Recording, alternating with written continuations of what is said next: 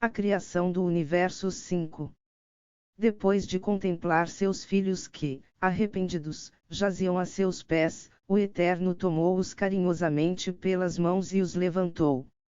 Alegrava-se em poder revelar ao homem caído o plano da redenção. Deus passou a descerrar-lhes primeiramente os amargos resultados de sua queda, dizendo: Filhos, vocês selarão o destino de toda a criação nas garras da morte. A desarmonia já permeia a natureza, procurando destruir nela todas as virtudes.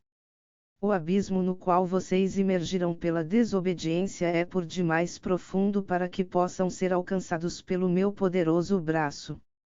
Assim, desligado da fonte da vida, não resta mais ao ser humano outra sorte além da morte. Depois de proferir estas palavras que revelavam uma triste sorte, o Eterno convidou o casal a segui-lo.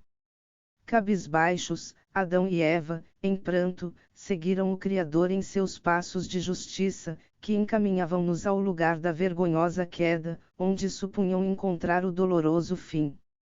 Enquanto caminhavam, contemplavam através das lágrimas as belezas adormecidas banhadas pela luz de Deus.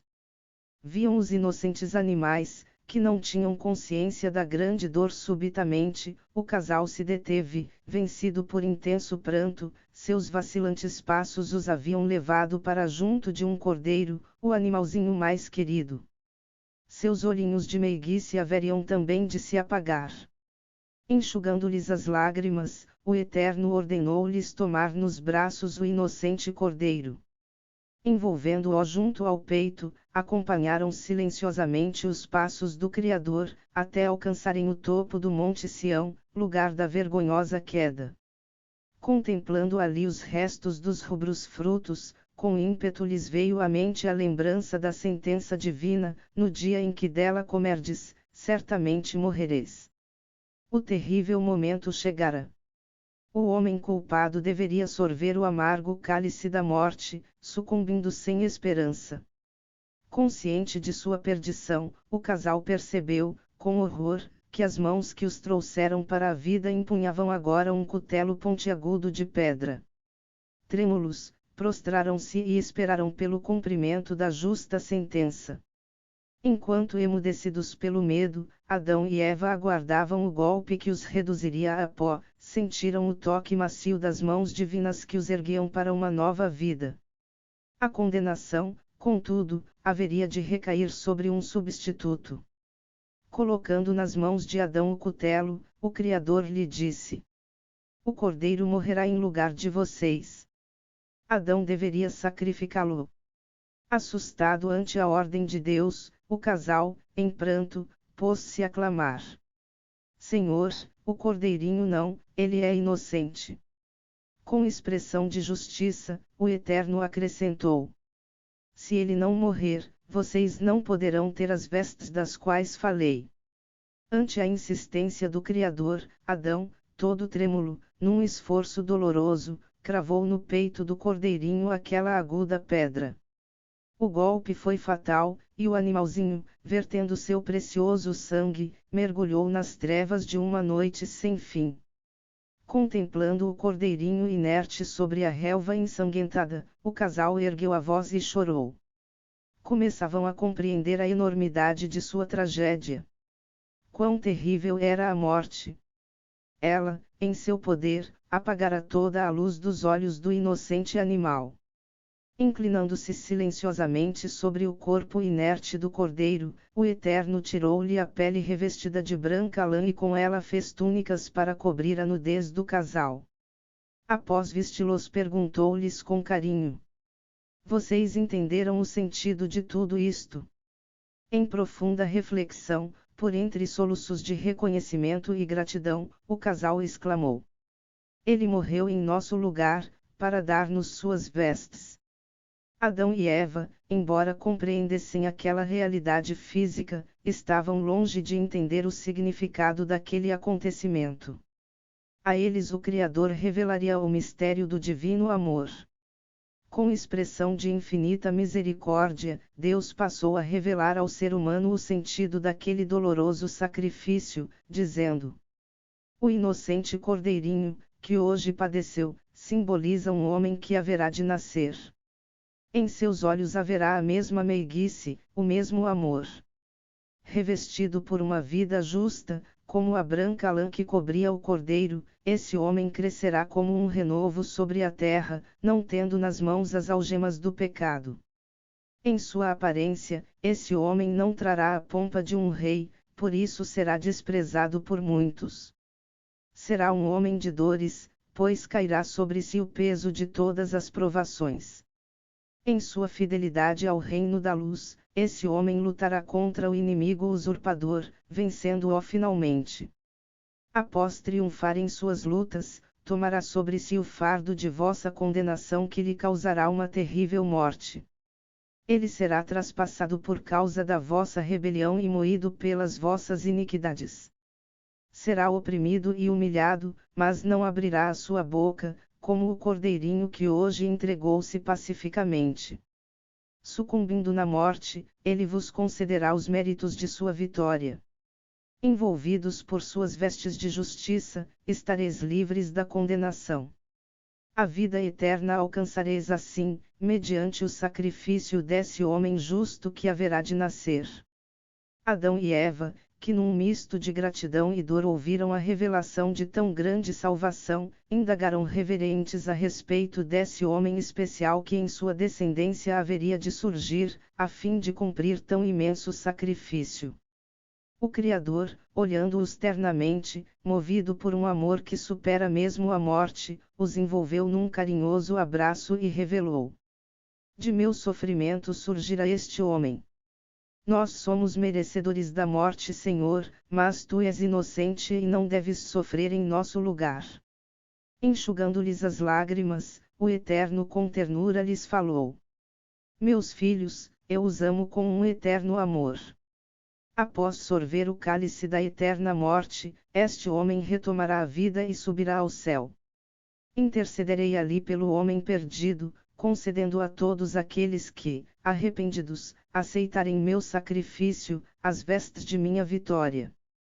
Juntos, triunfaremos finalmente sobre o reino do pecado que se desfará em cinzas sob nossos pés. Criarei então um novo céu e uma nova terra, onde unicamente a justiça e o amor reinarão. Viveremos assim para sempre, num reino de perfeita harmonia e paz. O Criador, que acompanhado pelo casal permanece ainda sobre o Monte Sião, concluiu suas revelações dizendo: o jardim do Éden ficará agora vazio. O ser humano, durante a longa noite de pecado, vagueará em seu exílio.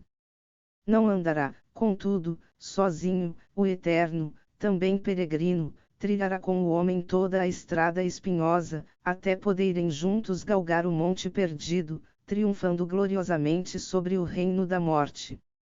A árvore da ciência do bem e do mal, monumento da rebeldia, será então desfeita, dando lugar a uma árvore gloriosa que, unindo sua copa à árvore da vida, se tornará no arco comemorativo da grande vitória. Sobre o santo monte redimido, repousará então para sempre o trono universal, que pelos fiéis triunfantes será nomeado, o trono de Deus e do Cordeiro. Adão e sua companheira, após ouvirem palavras tão confortadoras e cheias de esperança, ergueram a voz num cântico de gratidão e louvor. Conheciam agora o infinito amor de seu Criador e estavam dispostos a servi-lo. Depois de consolar o casal, Deus levou-os para fora do Éden.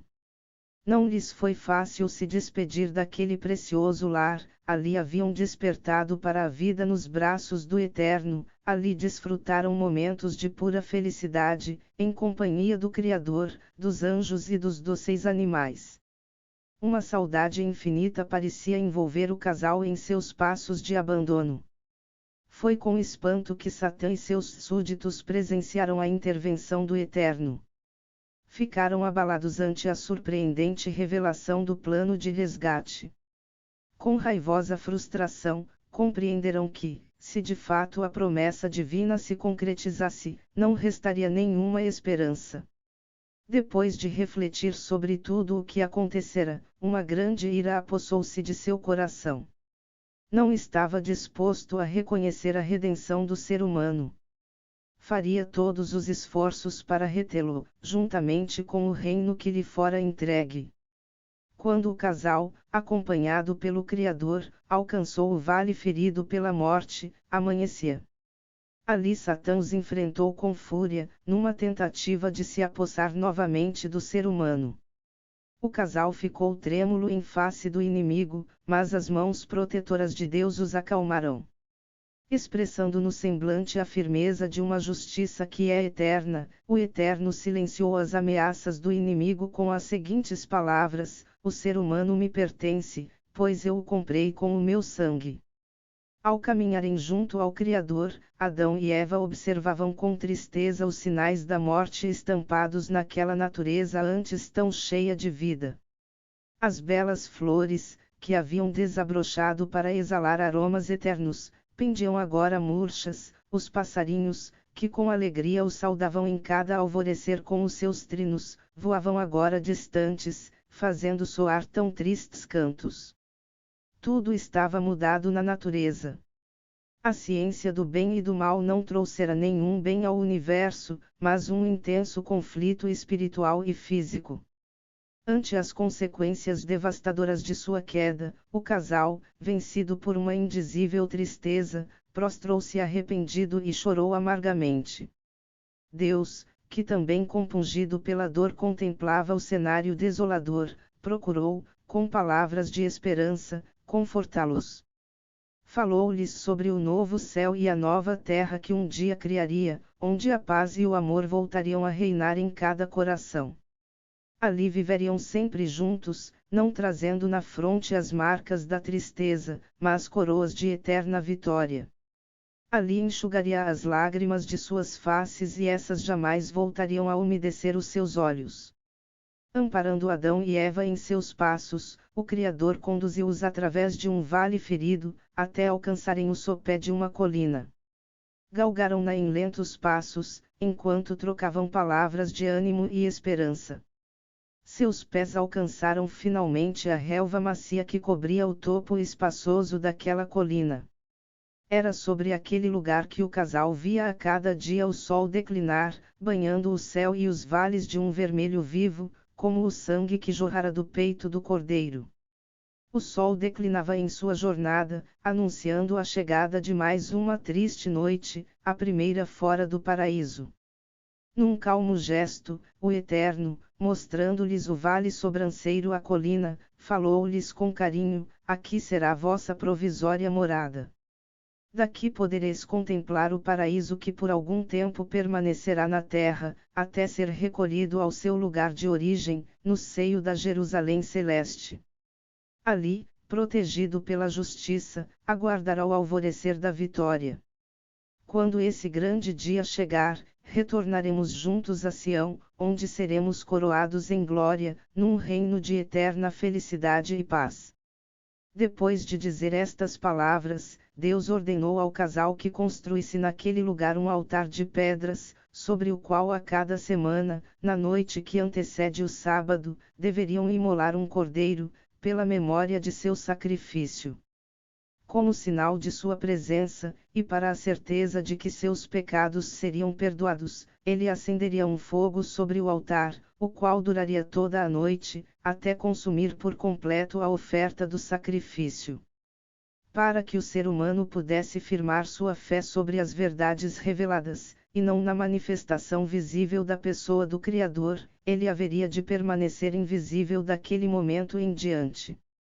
Somente em ocasiões especiais, quando se fizesse necessário sua aparição ou a de anjos para novas revelações e advertências, isto ocorreria.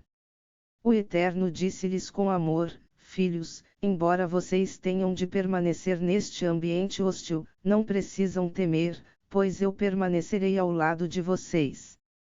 Serei um companheiro amigo nesta jornada, levarei sobre os meus ombros suas dores, seus anseios, suas lutas.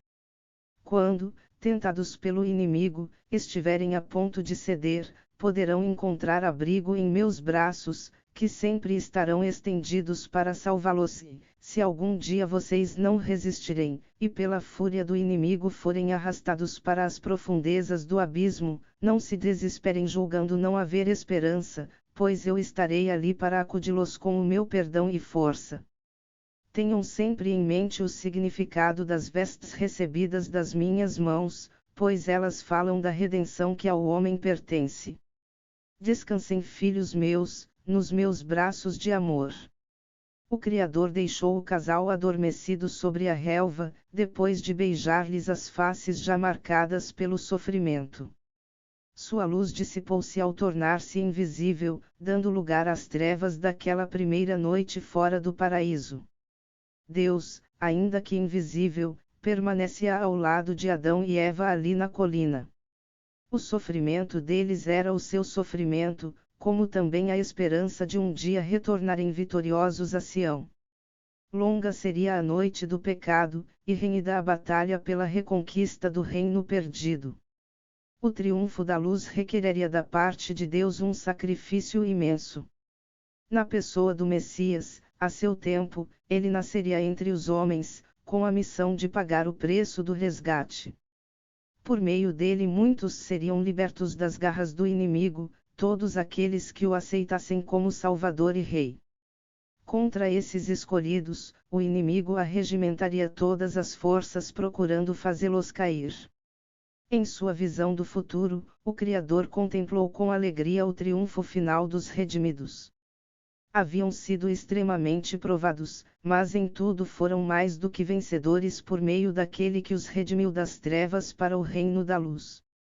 Depois de antever os sofrimentos que adviriam da grande luta, o Eterno estendeu o olhar pelas planícies cativas, contemplando ali as hostes rebeldes dispostas para a luta. O objetivo desses exércitos era apossar-se novamente do ser humano, no qual estava selado o direito de domínio sobre o universo. Contrária à natureza do Criador é a guerra, mas para a defesa de seus filhos, estava disposto a empregar o seu poder. Sua força, contudo, somente seria empregada com justiça. Se o ser humano recusasse essa proteção oferecida mediante o sacrifício do Messias, Deus nada poderia fazer para impedir que o mesmo perecesse nas garras do inimigo. Adão e Eva, contudo, haviam se arrependido de seu grande pecado, recebendo pela misericórdia de Deus vestes de salvação, simbolizadas pelas peles do cordeiro sacrificado. Justificado pela entrega do casal, o Eterno convocou seus poderosos exércitos para a peleja. Em pronta obediência as hostes da luz irromperam pelo espaço sideral em direção à terra, circundando qual forte muralha a colina, portadora daquele tesouro redimido pelo sangue do Divino Rei. Ao ser humano fora conferido no Éden o dever de cuidar da natureza, preparavam canteiros para as flores, colhiam frutos para mantimento, dirigiam os animais em seu inocente viver, adestrando-os para que lhes fossem úteis. Essas ocupações tinham sido para eles fontes de desenvolvimento e prazer. Agora, apesar das adversidades, deveriam continuar realizando esse dever. O trabalho em si, realizado segundo as ordens do Criador, já anularia muitos ataques do inimigo. As primeiras ocupações do casal naquela manhã, trouxeram-lhes revelações do grande amor de Deus, até então desconhecidas. Ao reunirem as pedras para a construção do altar, experimentaram a dor de feridas que jorram sangue, como também a fadiga que faz minar suor. Sentindo e contemplando tudo na própria carne, amaram mais o Salvador, para quem o altar construído prefigurava feridas maiores, que verteriam todo o seu sangue, como também fadigas que minariam toda a seiva de sua vida. O olhar de saudade e de esperança do casal de agora em diante, jamais pousaria no Éden distante, sem discernir primeiro o altar dos sacrifícios. Esse altar, com suas manchas de suor e sangue, permaneceria como uma lembrança da dor e do sofrimento que, depois de umedecer os lábios dos seres humanos, transbordaria na taça do Criador. Após contemplar por longo tempo o paraíso da eterna vida que estendia-se muito além daquele altar escuro de morte, o casal experimentou o doce alívio do descanso. desejosos de conhecer as paisagens de seu novo lar, Adão e Eva, animados pela esperança, saíram a passear. Seus passos conduziram-nos por caminhos de sorrisos e de lágrimas, de encantos e desilusões, de flores que desabrochavam delicadas, banhadas em perfume, e de flores despetaladas, tombadas murchas e sem cheiro, de animais ainda dóceis e submissos e de animais inimigos, ferozes e ameaçadores. O casal discernia em seu passeio as divisas de dois mundos, o da luz e o das trevas, do amor e do egoísmo, da esperança e do desespero, da harmonia e da desarmonia, da vida e da morte. Essa visão encheu-lhes de tristeza e choraram longamente. Essa tristeza aumentaria ainda mais no futuro, quando descobrissem o aprofundamento dessas divisas no seio de sua descendência. 6 arrebós já haviam colorido os céus, anunciando ao casal as noites escuras e frias que com seu manto de trevas desfazia todas as imagens vivas, menos a esperança de revê-las coloridas no alvorecer da luz. Aproximava-se agora a hora do sacrifício, quando o rude altar, abrasado em sua justiça, clamaria por sangue. Se não lhe oferecessem a oferta, explodiria com certeza, envolvendo todo o mundo com suas chamas, já não haveria então alvorecer, nem esperança de Éden a florir. Quão precioso é o sangue! Sangue é vida, vida é luz. Para um ser, aquela noite tornar-se-ia eterna, sem alvorecer. Esse ser deveria assumir a culpa de todo o mundo, dando o seu sangue ao rude altar. Adão e Eva, depois de refletirem por longo tempo, contemplando o berço da morte construído por suas mãos, entreolharam-se inquietos com essa questão decisiva: quem se oferecerá? Essa indagação nascida de sua culpa, fez vibrar no profundo de suas lembranças a voz do bendito Criador em sua revelação de infinita bondade. Eu os amo com um eterno amor, eu morrerei em vosso lugar. Agradecido, o casal prostrou-se reverentemente ante o sedento altar, vendo-o pela fé, saciado pelo dom do eterno amor. Naquela tarde de sexta-feira, Deus submetia o ser humano a uma tremenda prova de fé. Eles tinham diante de si o altar de pedras, construído conforme a ordem divina, mas não havia nenhuma ovelha para o sacrifício. Em seu anseio, lembravam-se do Éden, onde havia muitos rebanhos. Ao verem o sol tombar no horizonte, Adão e Eva passaram a clamar a Deus por socorro, pois sabiam que somente um milagre poderia providenciar-lhes, naquele derradeiro momento, um cordeiro para o sacrifício. Quando as sombras do anoitecer começaram a envolver a colina, o casal que vivia tão dura prova de fé, discerniu um pontinho branco que saltitava no gramado vindo em direção deles. À medida em que se aproximava, aquele vulto parecia falar de esperança, de vida e calor. Ao verem que o grande milagre acontecera, correram ao encontro do cordeiro, envolvendo-o nos braços. Ele estava fatigado, mas não descansaria, daria descanso. Estava sedento, mas não beberia, daria de beber ao altar que clamava por sangue. Aquele cordeiro tinha vontade de viver nos braços do homem, mas morreria, para que esse pudesse viver nos braços de Deus. Era um perfeito simbolismo do Redentor que deixaria sua glória, vindo em busca do pecador. As trevas de mais uma noite baixaram lentamente, envolvendo toda a natureza em sua prisão. Sua força, porém, seria quebrada diante do ser humano, pelo brilho de um fogo especial, aceso pelas mãos do divino perdão sobre o corpo sem vida do inocente cordeiro. Em meio à noite o altar clama, o homem triste exclama, enquanto o cordeiro, mudo, não reclama ao ser estendido para a morte. As mãos que construíram o altar erguem-se agora, não para acariciar como outrora, mas para ferir, sangrando o preço do perdão. Só um gesto, nada mais, e a estrela se apagará para sempre dos olhos inocentes, fazendo brilhar na face culpada a luz da salvação. Adão, trêmulo, hesita em compaixão. No cordeirinho manso e submisso, pronto a morrer em seu lugar, vê o Salvador prometido. Com o coração arrependido, num esforço doloroso, crava o cutelo de pedra no peito do animalzinho que perece em suas mãos sem sequer dar um gemido. O poder da noite imediatamente é quebrado pelo brilho do fogo da aceitação. Sua luz revela ao ser humano sua trágica condição, vendo as mãos manchadas pelo sangue inocente, o casal sente-se culpado por aquela morte. Em pranto ajoelham-se ante o altar que já não lhes reclama sangue, mas oferece luz, aceitando o imerecido perdão. Erguendo-se, o casal contempla demoradamente o corpo ferido do pobre cordeirinho, sem poder agradecer-lhe pela riqueza concedida em troca de seu tão rude golpe. Banhados pela suave luz do sacrifício, Adão e sua companheira permanecem a meditar, até serem vencidos por um profundo sono.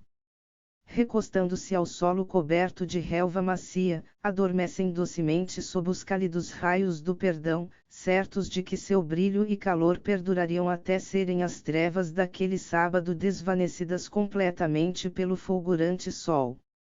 A luz do Cordeiro, desde que fora acesa sobre o altar naquela noite, permanecia em constante guerra com as trevas. Por várias vezes crescia em brilho, afugentando para distante a fria escuridão, banhando a natureza com os seus raios de vida. Por vezes, as trevas trazendo o seu vento frio, quase bania por completo a chama.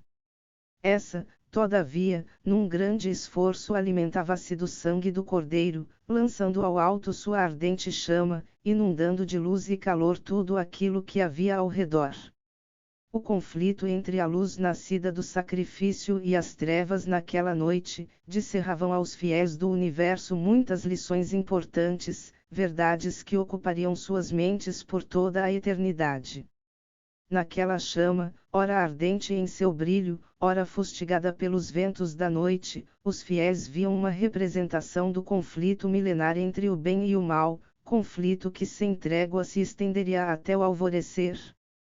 O Eterno, no penhor de seu futuro sacrifício, acenderá em meio das trevas, a luz da verdade, e essa seria mantida acesa no coração do ser humano, em virtude de seu sangue que seria derramado para a remissão da culpa.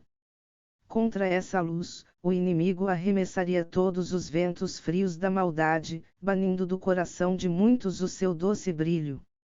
Quantos jazeriam perdidos por recusarem a luz do perdão divino, ficando envoltos pelas trevas da escura noite. Depois de longas horas de combate, surge no céu os sinais do amanhecer. A escuridão que com ira havia lançado seus ventos sobre a imorredoura chama procurando bani-la, torna-se confusa ante os sinais do amanhecer. O céu tingido de um vermelho vivo, faz lembrar o sangue que jorrara do peito do Cordeiro para que a chama do perdão pudesse iluminar a noite humana. Em meio ao colorido de sangue, surge no horizonte o fulgurante sol, trazendo em seus aquecidos raios o sabor da vitória, envolvendo tudo com sua vida. O alvorecer em seu saudoso afeto, acaricia o distante paraíso, levando de seu amado seio em sua brisa matinal o aroma da saudade, numa mensagem de consolo e esperança às criaturas sofredoras do vale da morte. Banhados pelos cálidos raios e pela brisa da esperança, o casal desperta em mais um sábado, cujo simbolismo aponta para o descanso no reino de Deus, ao culminar o grande conflito entre a luz e as trevas. Para além daquele altar coberto de cinzas, Adão e Eva contemplam demoradamente o saudoso paraíso. Ainda que distantes em seu exílio, alegram-se com a certeza de que o sacrifício do Messias fará raiar para eles o sábado dos sábados, aquele de lágrimas para sempre banidas, de sol sempre a brilhar num límpido céu, de cordeiros sempre vivos a brincar pelo gramado, dia sem anoitecer, quando não haverá mais altar coberto de sangue e cinzas. Suspiram por esse dia de glória, quando Deus se fará eternamente visível, levando nas mãos as marcas de seu infinito amor pelos seus filhos. Adão e Eva, que estavam acostumados às flores eternas no paraíso, aquelas que não as viram desabrochar, viam-nas agora surgirem em tenros botões, em meio às ameaças de espinhos prontos a ferirem. Essas tenras flores, sem importarem-se com os espinhos, exalavam perfumes suaves de louvor e gratidão, jamais se cansando de agradar o ambiente. Quando fustigada pelos ventos frios da noite, essas flores não se ressentiam, mas ofereciam seu aroma, que transformava a fúria dos ventos em briças perfumadas de um alvorecer. Movidos por profunda gratidão, o casal acompanhava atentamente o ministério de amor daquelas flores que, jamais se cansavam de abençoar, oferecendo sua beleza e perfume como alívio para aqueles que eram feridos pelos rudes espinhos. Aquelas flores singelas e puras, depois de mostrarem sua curta vida que o perdão e o amor são mais fortes que todos os ventos e espinhos, num último esforço de comunicar alegria, exalavam seu perfume, tombando murchas e sem vida sobre o solo frio. Ali, esquecidas, transformavam-se em insignificante pó que era espalhado pelo vento. A morte das flores, ainda que parecesse fracasso, revelou ao casal o mistério do renascimento da vida. Morrendo, as flores davam vida aos frutos que, por sua vez, depois de servirem de alimento, doavam suas sementes cheias de vida. Na morte dessas sementes, renascia o milagre da vida, multiplicando as árvores com suas flores prontas a repetir o ensinamento do amor e do sacrifício. A natureza, portanto, embora maculada pelo pecado, revelava o mistério oculto do plano da redenção. Cada flor a desabrochar em meio aos espinhos, em sua curta vida de amor, era um símbolo do Salvador que nasceria entre os espinhos da maldade, para com o seu perfume consolar o coração dos aflitos. Semelhante à flor, o Messias, depois de provar que o amor e o perdão são mais fortes que todos os ventos do ódio, que a verdade e a justiça do reino de Deus são maiores que todos os enganos e injustiças do reino do inimigo, verteria a seiva de sua vida, morrendo para redimir os culpados.